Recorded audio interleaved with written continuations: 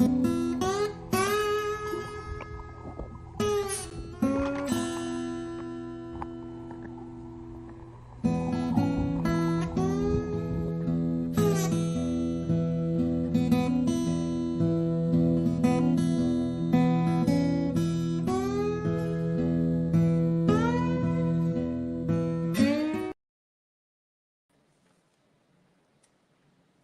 right. Hello again, everybody. This is part 3 of tonight's regional fishing report. Before we get started and bring in our guests to talk about their fishing report, just a couple announcements and reminders. So everybody who follows us on the fishing channel gets 10% off GI jigs. This is not a holiday special. It's 10% off until the owner says we can't do it anymore. So to get this discount, you log into the website, you make your order, and then you make sure that you put TFC as the code in the discount box to get your 10% off. We're also having our holiday special on our performance shirts. The Red Zone and one of my favorites, actually they're both my favorite. I can't have a favorite, but I love them both. But I'm wearing Rock the Bay shirt. Our sponsors, GI Jig and BKD, helped us put this together. So I'm really excited that we're doing this holiday special. You get 20% off this bundle. So you get the Rock the Bay shirt and you get the Red Zone shirt for $59.99, and that's $20 off. Also, just a reminder, we do have our TFC Plus going on, where we have videos from all your favorite shows and stars from our show on our channel here, doing special content that you could only get on TFC Plus. So make sure you sign up for your membership today. We have names such as Stephen Camboris, Cambo Trout. We have Eddie Weber. We have CL Marshall. We have Tom Weaver. We have Crazy Horse, and we have me as well, doing tackle tips and all kinds of other things that I'm sure you will enjoy when you join our TFC Plus. And that's how you do that. You hit the join button and you walk through that process, and you will have access to your membership for $5 a month. One other thing, we always do question of the evening. And tonight's winner will get 20% off backyard custom rods. So you can have a Steve Fogel rod. And for those of you who are tuning in who are not local, Steve Fogel makes these amazing custom rods here in Maryland. You can certainly get the discount and get your own custom rod as well. I have mine, Grant has his, and we use it. And it definitely gets us on fish. So bring in your questions for your chance to win the 20% off backyard custom rods. But we have Captain Jamie waiting to come in. How you doing, Jamie? Doing well. How about yourself? Cool. So what's going on where you are? We talked about weather. Where are you? What part of the state are you in? There's a lot of people who are tuning in who don't know who you are. So tell us about your region. We're in Ormond Beach, Florida, which is the northern part of Daytona Beach, the central east. Weather-wise, we just had a couple hurricanes come through, so it's kind of got everything a little messed up. Not just the area, but the fish are a little confused on what's going on. We've had some real extreme high tides, and water's a lot dirtier. Not necessarily like dirty, but just runoff, like sediment and stuff, than it typically is this time of the year. Yeah. Well, we're glad that you're safe. I know that your area and several other areas along the East Coast took a heavy hit. So we're glad that you're safe. Thank you. Thank you. And congratulations. Thank you. On getting married. That's amazing. Yep, we appreciate it. So I know that you're limited in the moment right now, and we appreciate that you were still able to come on tonight. But what do you have for us tonight for your regional fishing report? So this time of the year, we're focused on the big bull redfish typically till about right around Thanksgiving. They're schooled up, they're spawning. They'll start thinning out. They're getting big schools, but they'll start to thin out here over the next few weeks as the spawn comes to an end. Once that is done in the next 2 weeks, we shift gears and we go after black drum. You know, you can get your puppy drum that are good to eat, or we get some big bruisers at 50, 60, even pushing 80 pounds sometimes. And then Mm. shortly thereafter, towards the beginning of December, we'll be going after sheep's head, which is one of my favorite fish to eat.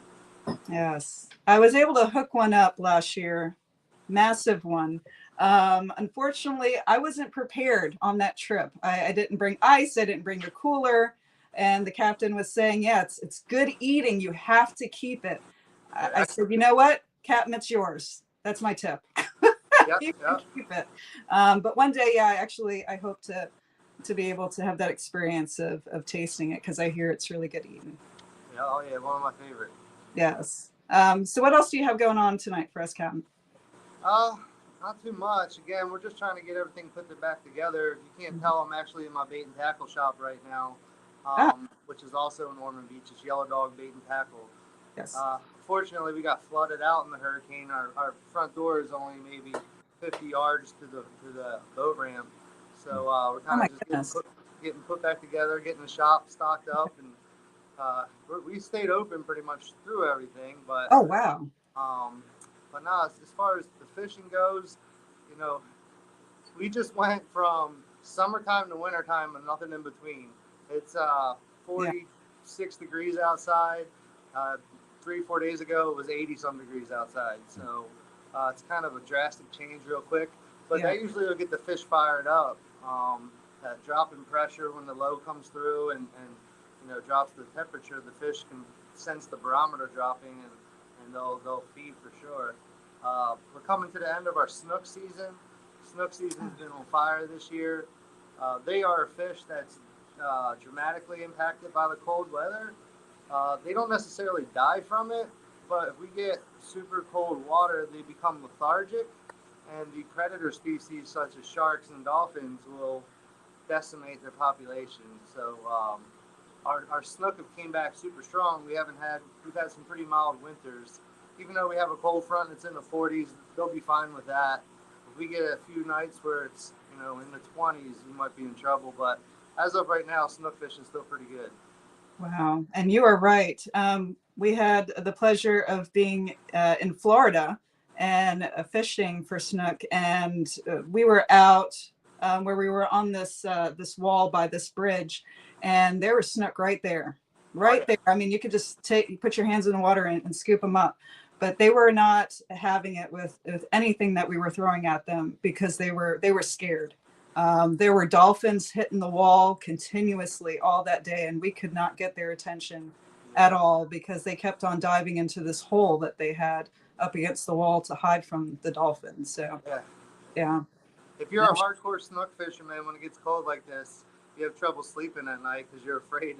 You're afraid that your snook population is going to go down. But again, hopefully we have a mild winter and they stick around. Right. So, since you're in your tackle shop, is there anything that you can share with us in regards to tackle? Sure. I'll show you guys this time of the year. Uh, if we're going to fish in the shallow water for redfish, we'll throw a lot of soft plastics. So, there's a couple different brands I like to use. One in particular is Gulf. Yeah. This is a Gulf shrimp. It's a chartreuse color with like a root beer. I like using the multicolored baits because if you use one color bait and they're not having it, you got to switch a bait out to try and get a bite. But if you use a multicolor bait, usually the color on the front or the color on the back will entice the fish to hit. And again, this was a shrimp. I like to use the shrimp a lot. I also like to use paddle tails. Yes. Galt makes a paddle tail also, but the one I like the best is the DOA. Mm-hmm. And Yep. this again We've is used another. those. Okay, this is Yeah. another one of my favorite colors here. It's the same as the other. It's a root beer with a chartreuse tail. They're very they're firm but flexible at the same time. Some of these artificials are so flexible you can't get them to stay on your jig head, and almost every cast you got to fix them. The Yeah. DOA will stay on there pretty good. Um, Another thing I like to use, well here actually I'll show you guys. I like with these jig heads that we use here. I don't know, let's see if you can get in there. Oh, yeah, I see Hard to that. see. They have like a hook on them. So when you get your bait on there, it doesn't want to come off. There's other brands where it's just kind of got like a little lip or something like that. And again, if a fish hits it or you hit the bottom, it knocks your bait back on the hook and it doesn't swim right. And you don't know it until you're finished your retrieve. So I like to use the jig heads that have hooks on them. I'll show you guys something else that's pretty cool. These are called bridge donkeys. There's a brand called Bottom Sweeper also, but see if I can get it in there. It actually has a sheep's head on the logo, as we call sheep's head bridge donkeys. They're kind of just like a weighted jig head, and the way they sit on the bottom is they sit with the hook up. It's hard for me to show you guys. I see it. Yeah. But they're excellent. They even make one that has the lead on it actually rotates around on a loop, and the hook is like loose. Which when you're sheepshead fishing, they're little. If they sense anything, they'll drop the bait. So if you have that hook on the swivel and they kind of like swim away with it, they don't notice the tension, and you'll usually get more hookups. But yeah, no, this time of the year when it's really cold out and the sun's up, I'll go in the shallows because the redfish, the snook, they'll all go up in that shallow water because it heats up quicker, and they're kind of sun themselves. So getting in that shallow water with these paddle tails and these gulp shrimp, you usually get you some fish in a boat. Right. So I know that unfortunately you've been hit by the hurricane, and you're trying to collect yourself and get everything back together and get whole again. So I know that kind of puts a hold on your charters. A little bit. Your thoughts on what do you predict for being able to start up your charters again, so people can know when to give you a call? So we actually put the boat back on the lift today. I'm running a charter in the morning tomorrow. Oh, really? Oh my goodness. We had to wait for the marina to get power back, and they had to fix the docks and everything. But I took it back today, put it on the lift, checked everything out. We're good to go. So I'll be out there in the morning. And then we also just added a new boat to our fleet. We added a 17-foot flats boat, which is like a poling skiff. So that way in the wintertime when it's too windy to fish the inlet or the beach or even the river, we can go back in the flats and hide from the wind and still put people on some fish. So pretty excited about that. So it's at the shop right now getting all new, basically getting a makeover. I love that. That's brilliant. So how do people get a hold of you to schedule their charter? You can look me up on my website. It's yellowdogfishing.com, which is spelled yellow like the color, the word dog, but it's spelled DAWG, and then the word fishing. So yellowdogfishing.com. You can get me on my cell phone. I can give you the number. It's area code 386-366-3424. And you can also email us at yellowdogfishing@gmail.com, which again is yellow at the color, dog, DAWG, the word fishing @gmail.com. Awesome. And so if you're in the Daytona Beach, Florida area, definitely reach out to Captain Jamie. He does inshore as well as offshore. We do offshore, but mostly more in the summertime. Wintertime, it's a little rough, but yeah, we do offshore also, correct. I saw that picture that we have in your thumbnail. The swordfish? Yes. Can you tell us what was going on there? That was my bachelor party, actually. We went to Venice, Louisiana, and we did a 2-day trip over there. Went out in some Freeman, which are like big catamaran center consoles, and it was an epic trip. If you've never been, you need to go. You stay in like a floating houseboat. They pick you up from the boat in the morning, and you fish all day out at the oil rigs. It was a heck of an experience. That was about 2 hours, about 340 pounds. Oh my goodness. Yeah, and they wouldn't let anybody else touch a rod because it was my bachelor's party. So I took one break to drink a beer and a water, and that was it. Oh, wow. That's amazing. Well, I'm glad that it stayed on the hook really well. So what was the setup for that? So they use electric deep drop reels, and I'm guessing it was about an 8 to 10 pound weight.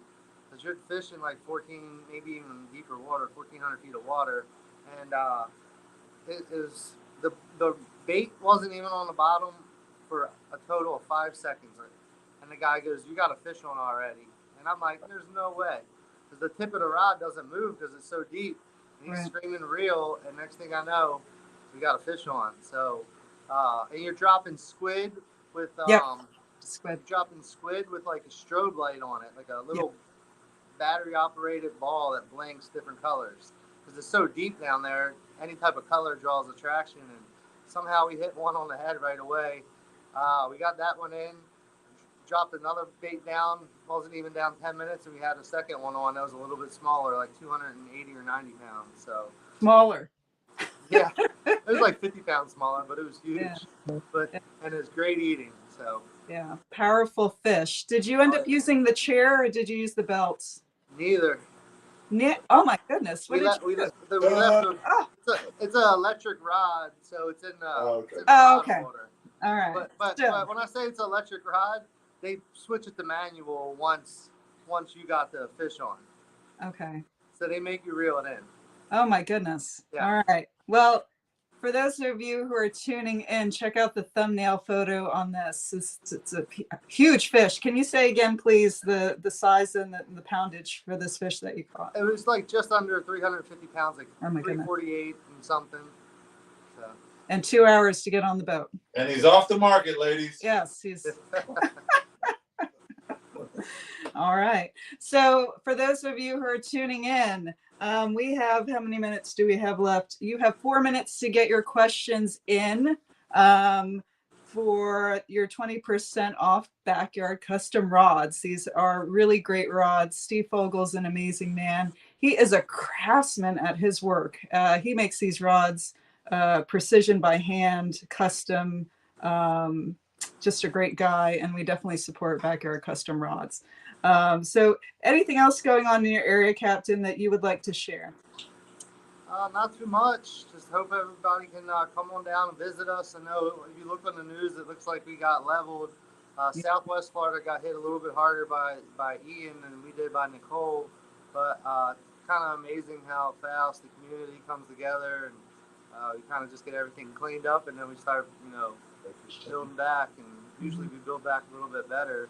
So I mean, just last week, the A1A, the road up and down the beach, half of it was on the beach or in the ocean, and it's already back open. They work day and night, the crews to get the sand put back and then asphalt poured. So, come on down, see us. We'll be open for business. Yes, and Captain Jamie is definitely committed. He just got back from his honeymoon.